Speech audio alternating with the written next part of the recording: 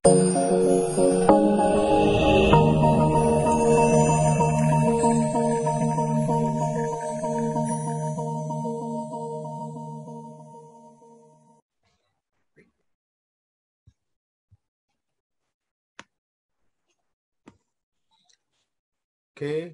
Assalamualaikum warahmatullahi wabarakatuh. Selamat siang, salam sejahtera, salam sehat selalu, salam budi luhur.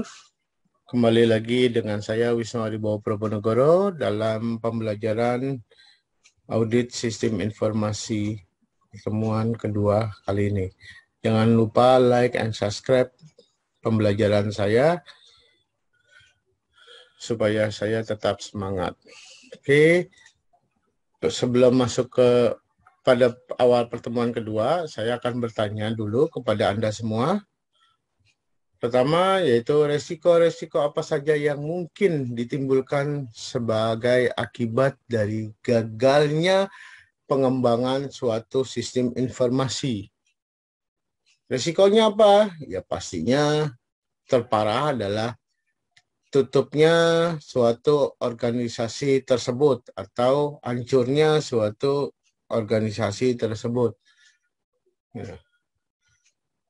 Kebangkrutan dan ujung-ujungnya adalah penutupan.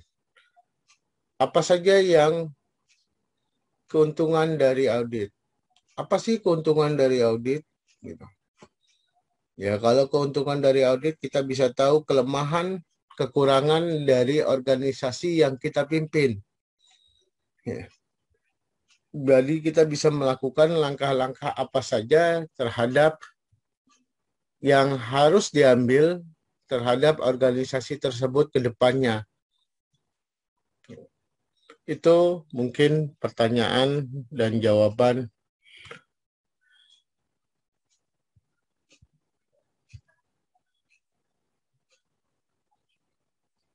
Tujuan pengukuran sistem informasi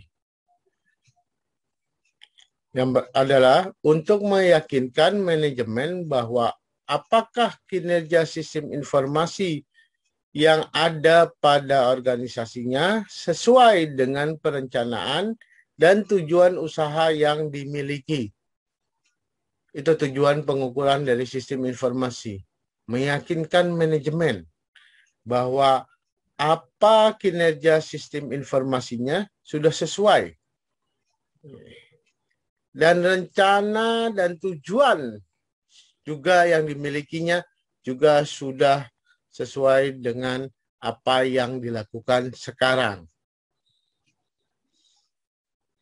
Objek audit. Apa sih objek audit? Objek audit itu ada 4 objek ya. Apa yang harus dinilai, apa yang harus dilakukan penilaian atau objektifnya, objek audit itu yang pertama adalah komponen fasilitas teknologi informasi.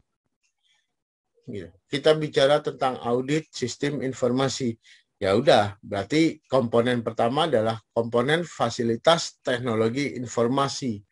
Yang kedua, sistem development. Sistem yang ada di sana.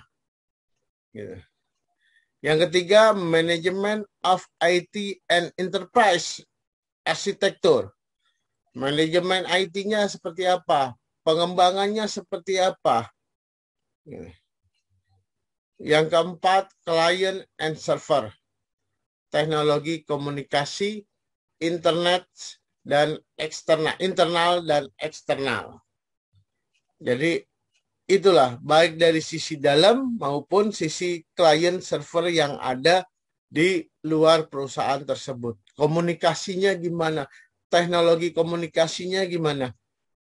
Itu yang harus dinilai. 4 item itu adalah menjadi objek dari audit sistem informasi. Yang satu, komponen fasilitas teknologi informasi. Apa sih? Gitu. Merupakan komponen yang terkait dalam fasilitas-fasilitas yang digunakan untuk mengolah informasi di suatu organisasi. Jadi, komponen fasilitas teknologi adalah semua komponen yang terkait fasilitas-fasilitas yang digunakan mengolah informasi. Apapun fasilitas yang untuk pengolahan informasi, dia masuk dalam komponen fasilitas teknologi informasi. Biasanya ini terkait dengan perangkat keras seperti misalnya scan, komputer, server, formulir, dan sebagainya. Jadi semua barang-barang yang berperangkat keras seperti scanner, komputer, dan lain-lainnya itu masuk dalam fasilitas pengolahan informasi. Dia akan masuk menjadi komponen fasilitas teknologi informasi. Komponen fasilitas teknologi, pada komponen teknologi informasi inilah dilakukan audit atau verifikasi untuk memastikan apakah fasilitas pemrosesan terkendali untuk memastikan kecepatan, ketepatan, dan tingkat efisiensi dari aplikasi-aplikasi berada dalam kondisi normal, serta di bawah kemungkinan adanya potensi kerusakan atau kegagalan.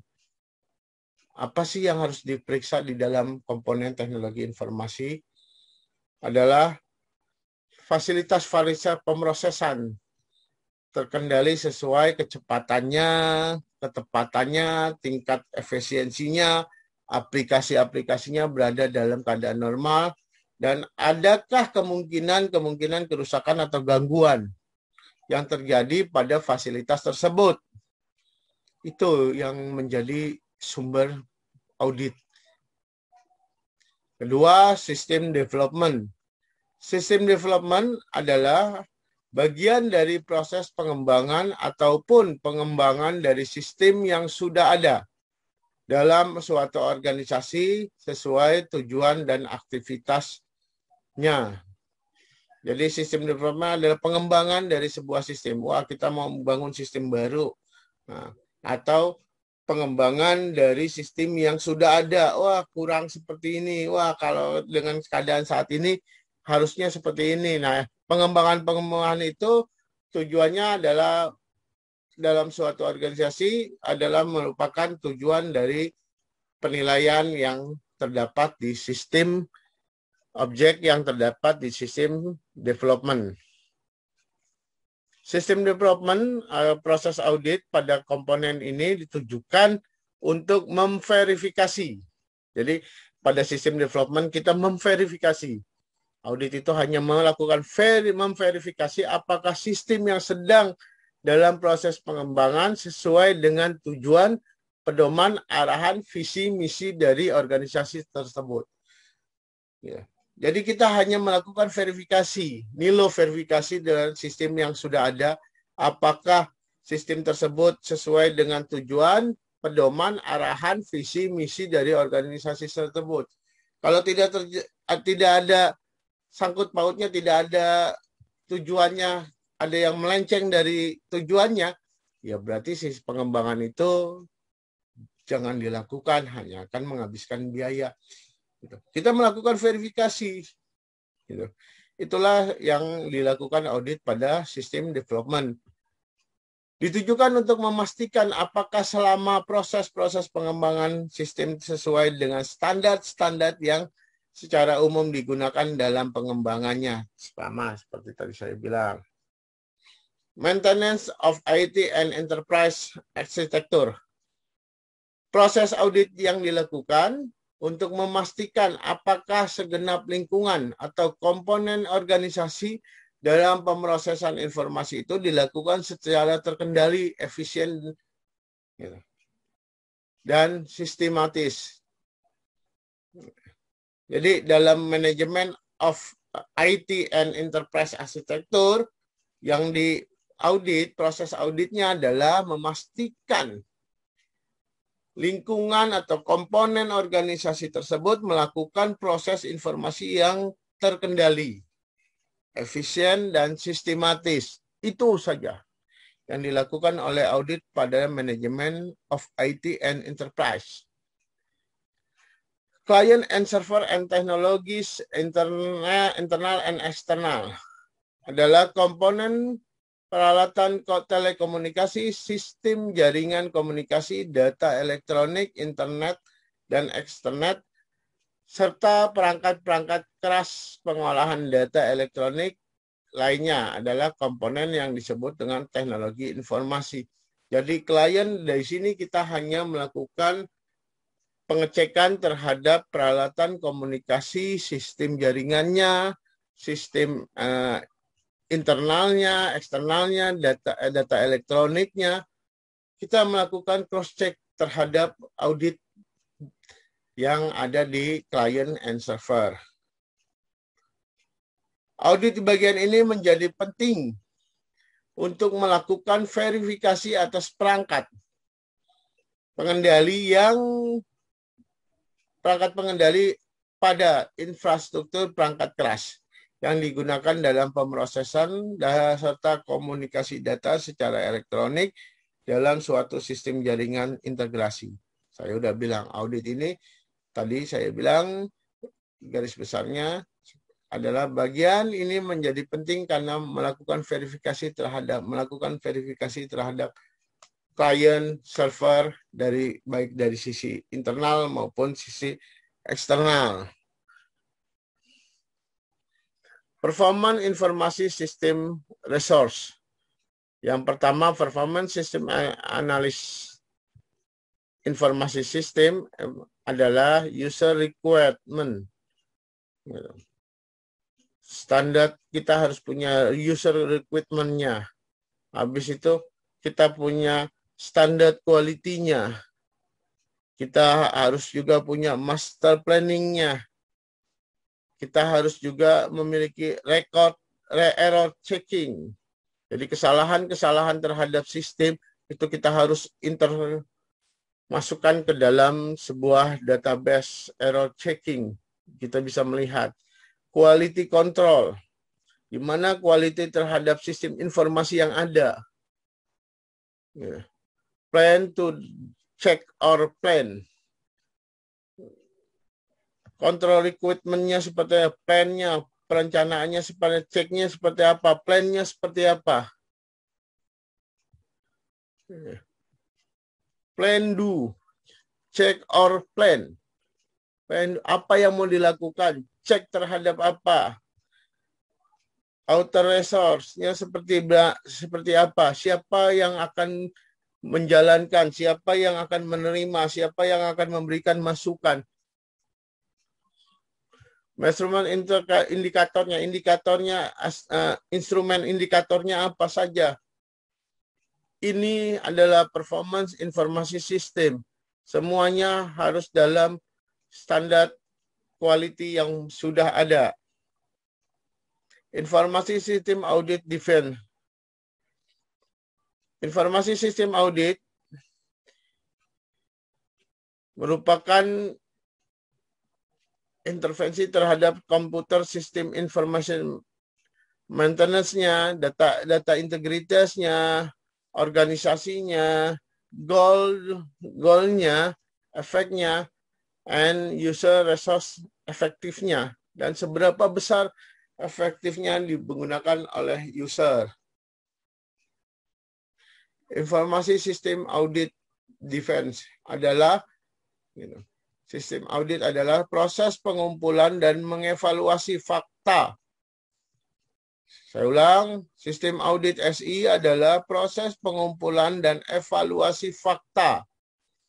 Pengumpulan dan evaluasi fakta, saya garis bawahi dan bold, untuk memutuskan apakah sistem komputer yang merupakan aset bagi perusahaan terlindungi, integritas, dan terpelihara sesuai dengan tujuan organisasi untuk mencapai efektivitas dan efisiensi dalam menggunakan sumber daya.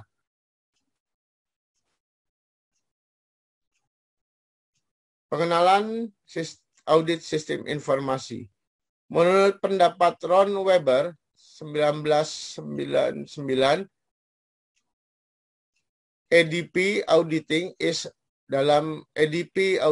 is process and of collecting and evaluasi evidence to determine is computer system Dia akan bicara tentang assessment maintenance-nya, data integrasinya, aktivitas organisasinya, goal-nya, customer resource-nya. Itu dalam buku Ron Weber. Audit sistem informasi adalah proses pengumpulan dan penilaian bukti-bukti. Saya ulang, audit sistem informasi menurut Ron Weber adalah proses pengumpulan dan penilaian bukti-bukti untuk menentukan apakah sistem komputer dapat mengamankan aset, memelihara integritas data, dapat mendorong mencapai tujuan organisasi secara efektif dan menggunakan sumber daya secara efisien. Audit yang bertujuan sebagai sistem informasi adalah audit penilaian. Audit penilaian untuk meninjau dan mengevaluasi pengendalian internal yang dilindungi sistem tersebut. Audit bertujuan menurut Ron Weber sebagai sistem informasi adalah untuk meninjau dan mengevaluasi pengendalian internal melindungi sistem tersebut.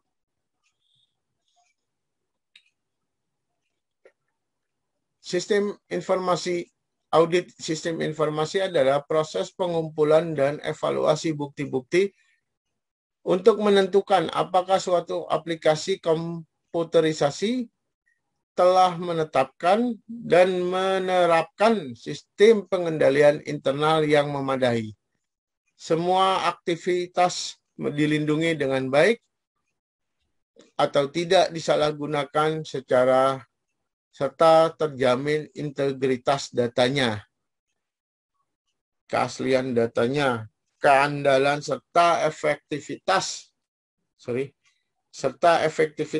penyelenggaraan sistem informasi berbasis komputer. Ketika melakukan audit sistem informasi, para auditor harus memastikan tujuan-tujuan berikut yang dipenuhi Weber. Pertama, perlengkapan keamanan melindungi perlengkapan komputer, program, komunikasi, dan data dari akses yang tidak sah, modifikasi, atau penghancuran. Jadi yang pertama, syarat tujuannya yang harus dipenuhi dari Weber adalah perlengkapan keamanan. Fungsinya apa? Untuk melindungi komputer, program, komunikasi, dan data dari akses yang tidak sah dan modifikasi atau penghancuran. Yang kedua, pengembangan dan perolehan program dilakukan sesuai dengan otorisasi khusus dan umum kepada pihak manajemen. Jadi ada tingkatan user yang dilakukan di sini. Yang ketiga, modifikasi program dilakukan dengan otoritas dan persetujuan oleh pihak manajemen. Jadi pengembangan terhadap modifikasi sebuah program harus diketahui oleh pihak manajemen. Jangan seolah-olah seorang programmer yang buat tanpa ada persetujuan dari pihak manajemen. 4. Pemprosesan transaksi file, laporan, dan catatan komputer lainnya telah akurat dan lengkap. Data sumber yang tidak akurat atau tidak memiliki otoritas yang tepat diidentifikasikan dan ditangani sesuai dengan kebijakan manajerial yang telah ditetapkan. 6. File dan komputer telah akurat, lengkap, dan dijaga kerahasiaannya. Semua file komputer-komputer yang penting harus lengkap dan dijaga kerahasiaannya. Demikian pertemuan kali ini.